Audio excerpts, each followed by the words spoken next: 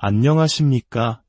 오늘 우리는 삶의 가장 깊은 곳을 어루만지는 두 가지 개념, 은혜와 긍휼에 대한 여정을 떠나고자 합니다. 우리는 종종 이 두 단어를 혼용하지만 그 안에는 우리 영혼을 뒤흔드는 미묘하고도 강력한 차이가 존재합니다.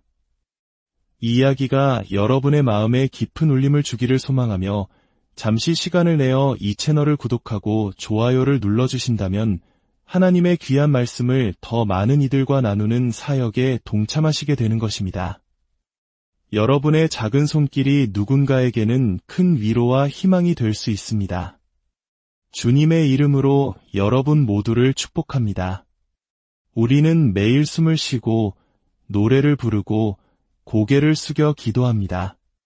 이 모든 순간 우리는 예수 그리스도의 이름을 부르며 그분을 위해 살아갑니다. 그 이름은 세상 모든 이름 위에 뛰어난 이름이며 우리의 유일한 희망이 되십니다. 오늘 이 시간 우리를 향한 하나님의 놀라운 사랑에 대해 함께 묵상해 보고자 합니다. 그것은 우리 모두를 위한 노래와도 같습니다.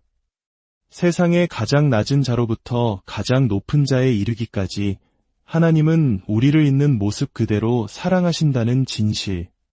이 사랑을 얻기 위해 우리가 무언가를 더하거나 뺄 필요가 없습니다. 그분은 우리를 사랑하시기 위해 애쓰시는 것이 아니라 그분 자체가 사랑이시기 때문입니다. 이 진리 앞에 우리 역시 온 마음으로 그분을 사랑하며 경배하기를 원합니다.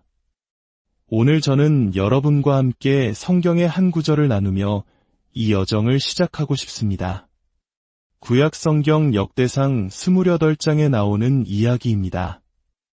다윗 왕이 그의 아들 솔로몬에게 하나님의 성전을 건축할 임무를 넘겨주는 장엄한 순간입니다. 오늘 말씀의 핵심 주제는 위대한 은혜에 이은 위대한 긍휼입니다. 지난 시간에 우리는 은혜에 대해 나누었습니다. 은혜란 우리가 받을 자격이 없는 좋은 것을 하나님께서 선물로 주시는 것입니다. 용서, 축복, 호의와 같이 우리가 결코 노력으로 얻을 수 없는 것들이죠. 하지만 긍휼은 조금 다릅니다. 긍휼은 우리가 마땅히 받아야 할 심판과 정죄를 하나님께서 거두어 가시는 것입니다. 우리가 받아야 할 벌을 받지 않도록 막아주시는 것이죠. 우리에게는 이 두 가지, 위대한 은혜와 위대한 긍휼이 모두 필요합니다. 역대상 28장 10절과 11절을 보면 다윗은 솔로몬에게 성전의 설계도를 넘겨주며 이렇게 말합니다. 그런즉 이제 너는 삼갈지어다 여호와께서 너를 택하여 성전의 건물을 건축하게 하셨으니 힘써 행할지니라. 그리고 이어서 현관, 성전의 모든 방, 곳간, 다락, 골방, 그리고 아주 특별한 장소, 바로 속죄소의 설계도를 주었다고 기록되어 있습니다. 하나님께서는 다윗을 통해 솔로몬에게 성전의 모든 세부 사항을 지시하셨습니다. 바깥들, 안뜰, 제사장의 방들, 수많은 공간이 있었지만 하나님께서는 특별히 한 장소를 지정하여 반드시 만들라고 명령하셨습니다. 바로 긍휼의 자리, 즉 속죄소입니다. 하나님은 당신의 집의 다른 어떤 활동보다도 긍휼이 머무를 자리가 전략적으로 그리고 핵심적으로 위치해야 한다고 말씀하신 것입니다. 하나님의 집은 긍휼의 장소 없이는 완성될 수 없습니다. 긍휼이 무엇인지 쉽게 이해할 수 있는 이야기가 있습니다. 미국의 텍사스에는 두 대학 사이에 아주 유명한 라이벌 관계가 있습니다. 서로를 몹시 미워하는 두 학교의 미식축구팀 이야기입니다. 한 팀에 아주 뛰어난 선수가 있었는데 안타깝게도 학업 성적이 좋지 않아 시합에 뛸 수 없는 위기에 처했습니다. 코치와 교수, 심지어 총장까지 모여 이 선수를 위해 특별 구술 시험을 마련했습니다. 7만 명의 관중이 지켜보는 경기장 한가운데서 말이죠. 교수진은 그에게 미리 3개의 질문과 답을 알려주며 외우게 했습니다. 첫 번째 질문, 2 더하기 2는 무엇입니까? 선수는 잠시 망설이다 4입니다. 라고 외쳤고 경기장은 떠나갈 듯한 함성으로 가득 찼습니다. 두 번째 질문, 3 더하기 3은 무엇입니까? 그는 6입니다. 라고 답했고 관중은 다시 열광했습니다. 마지막 질문이 주어졌습니다. 3 더하기 4는 무엇입니까? 순간 선수의 얼굴에 식은땀이 흘렀습니다. 그는 머리를 쥐어짜다 결국 이렇게 말했습니다. 찍겠습니다. 7입니다. 그가 7분이라고 정확히 답하는 순간 놀랍게도 7만 명의 관중 모두가 한 목소리로 이렇게 외쳤다고 합니다. 한 번만 더 기회를 주세요. 이것이 바로 긍휼입니다. 하늘의 모든 천군 천사가 우리의 죄와 실패를 내려다보며 하나님을 향해 이렇게 외치는 것과 같습니다. 저 사람에게 한 번만 더 기회를 주십시오. 저 영혼에게 다시 한 번 기회를 주십시오. 그리고 성경은 선포합니다. 주의 인자하심은 영원하시도다. 하나님은 오늘 우리에게 말씀하십니다. 내가 너에게 또 한 번의 기회를 주겠다. 이 놀라운 긍휼에 감사하지 않을 수 있겠습니까? 다윗 왕은 솔로몬에게 성전의 완벽한 설계도를 주며 못소리나 망치 소리 없이도 완벽하게 지어질 것이라 말했습니다. 현관의 양식, 방들의 양식, 모든 것에 정해진 패턴이 있었습니다. 그리고 그 중심에는 속죄소, 즉 긍휼의 자리를 위한 양식이 있었습니다. 속죄소는 다른 말로 언약궤의 뚜껑 부분을 의미합니다. 이 언약궤 안에는 3가지 물건이 있었습니다.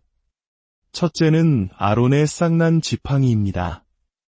죽은 마른 막대기가 하나님의 긍휼의 임재 안에서 초자연적으로 생명을 되찾고 싹을 틔운 기적의 상징입니다. 둘째는 만나 항아리입니다. 광야에서 매일 거두지 않으면 24시간 안에 벌레가 생기고 썩어버렸던 그 만나가 하나님의 긍휼 아래 언약궤 안에서는 결코 썩지 않고 신선하게 보존되었습니다. 긍휼은 썩어 마땅한 것을 신선하게 보존하는 능력이 있습니다. 셋째는 십계명 돌판이었습니다. 율법 그 자체는 우리에게 죄를 깨닫게 하고 죽음을 선고합니다. 실제로 훗날 사람들이 언약궤의 속죄소를 함부로 열었을 때 덮여있지 않은 율법의 진노로 수많은 사람이 죽임을 당했습니다. 율법만으로는 생명을 줄 수 없습니다. 율법 위에 덮이는 하나님의 긍휼이 반드시 필요합니다. 흥미로운 점은 다윗이 밧세바와 끔찍한 죄를 저지른 후 블레셋에게 빼앗겼던 언약궤를 되찾아왔을 때입니다. 그 이후로 다윗은 언약궤를 더 이상 언약궤라고 부르지 않았습니다. 성경을 확인해 보십시오.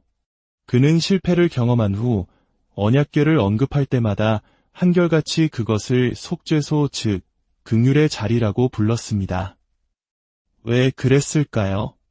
그는 자신이 마땅히 받아야 할 심판을 거두어 가시는 하나님의 압도적인 긍휼을 개인적으로 뼈저리게 체험했기 때문입니다. 그는 이렇게 말하는 듯합니다. 하나님의 긍휼을 경험해보지 못한 사람들에게는 저것이 그냥 언약궤일지 모른다. 하지만 나는 안다.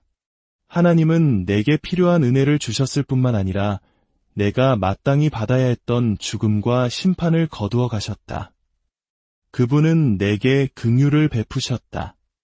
이제부터 나에게 저것은 단순한 언약궤가 아니라 나의 생명을 구한 보배로운 속죄소이다. 오늘 여러분의 삶에 회복이 필요하십니까?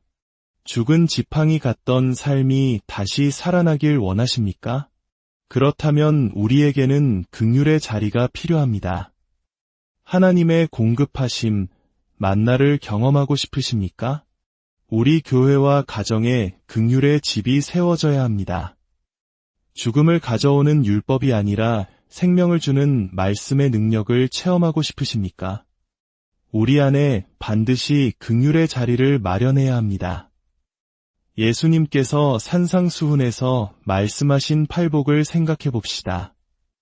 심령이 가난한 자는 복이 있나니. 로 시작하여 8가지 복을 말씀하십니다.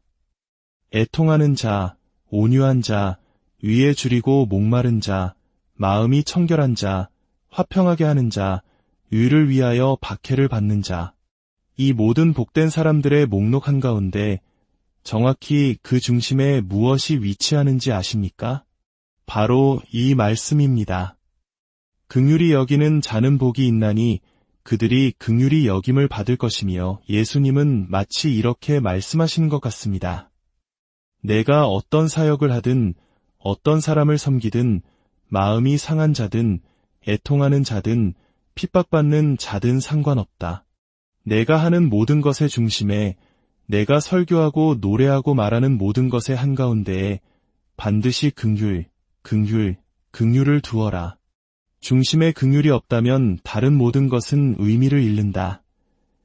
미가서 6장 8절은 또 이렇게 말합니다. 사람아, 주께서 선한 것이 무엇님을 내게 보이셨나니 여호와께서 내게 구하시는 것은 오직 정의를 행하며 인자를 사랑하며 겸손하게 내 하나님과 함께 행하는 것이 아니냐. 하나님을 기쁘시게 하는 3가지. 정의를 행하는 것, 겸손히 동행하는 것, 그리고 그 둘 사이에 중심에 무엇이 있습니까? 바로 긍휼을 사랑하는 것입니다. 하나님은 우리가 그저 긍휼을 베푸는 것을 넘어 긍휼 베풀기를 사랑하기를 원하십니다. 신약 성경에 나오는 베데스다 연못의 기적을 기억하십니까? 베데스다라는 이름의 뜻은 긍휼의 집입니다. 그곳에는 38년 된 병자가 누워 있었습니다. 성경은 그곳에 5개의 행각이 있었다고 기록하는데, 이는 사도, 선지자, 복음 전하는 자, 목사, 교사를 상징하는 교회의 직분을 나타냅니다. 하지만 이 모든 놀라운 직분과 사역이 있다 할지라도 누군가 그 병든 자를 들어 긍휼의 물가에 넣어주지 않으면 그는 결코 치유받을 수 없었습니다. 우리의 모든 사역은 결국 사람들을 하나님의 긍휼 속으로 인도하는 것이어야 합니다. 교회가 비정하고 비판적이고 정죄하는 곳이 된다면 사람들은 그 안에서 영원히 치유받지 못한 채 머물게 될 것입니다. 교회는 마땅히 긍휼의 집이 되어야 합니다. 다윗은 성전의 보물창고도 골방도 현관도 다 필요하다고 말했습니다. 하지만 그는 하나님의 집을 지을 때 반드시 긍휼을 위한 자리를 만들어라고 신신당부했습니다. 마땅히 받아야 할 심판을 거두어 가시는 그 긍휼의 자리 말입니다. 예수님의 보혈은 어디에 뿌려졌습니까? 바로 속죄소 위에 뿌려졌습니다. 교회에 위대한 긍휼이 없다면 예수 그리스도의 보혈이 머물 자리가 없고 죄를 이기는 능력도 나타나지 않을 것입니다. 우리가 긍휼의 자리를 더 넓게, 더 깊게 만들수록 잃어버린 영혼을 구원하는 예수님의 보혈의 능력이 더욱 강력하게 임할 것입니다. 다윗이 어떻게 긍휼을 얻을 수 있었을까요? 저는 그가 먼저 긍휼을 베풀었기 때문이라고 믿습니다. 그는 자신을 죽이려 했던 사울 왕의 마지막 남은 혈육, 다리가 저는 장애를 가진 므비보셋에게 긍휼을 베풀었습니다. 당시의 관습대로라면 정적의 후손은 모두 죽여야 마땅했습니다. 심판은 므비보셋을 죽이라고 말했지만 다윗은 그를 왕궁으로 데려와 자신의 식탁에서 함께 먹게 하며 돌보았습니다. 훗날 다윗이 죄를 지었을 때 하나님께서 심판으로 그를 쓸어버리지 않으시고 긍휼을 베푸신 이유는 바로 하나님께서 다윗이 힘없는 소년에게 베풀었던 긍휼을 기억하셨기 때문일 것입니다. 긍휼히 여기는 자는 긍휼히 여김을 받을 것이라는 말씀 그대로입니다. 속죄소의 양쪽 끝에는 그룹, 즉 천사의 형상이 있었습니다. 이 두 천사는 날개를 맞대고 있었지만 서로 얼굴을 마주보지는 않았습니다. 그들의 시선은 아래, 즉 속죄소를 향하도록 만들어졌습니다. 이것은 우리에게 놀라운 영적 진리를 가르쳐줍니다. 우리가 모든 것에 대해 서로 눈을 마주치고 동의할 필요는 없다는 것입니다. 한국 문화에서 우리는 정이라는 독특한 유대감을 중요하게 생각합니다. 의견이 달라도 공동체 안에서 서로를 품어주는 마음이죠.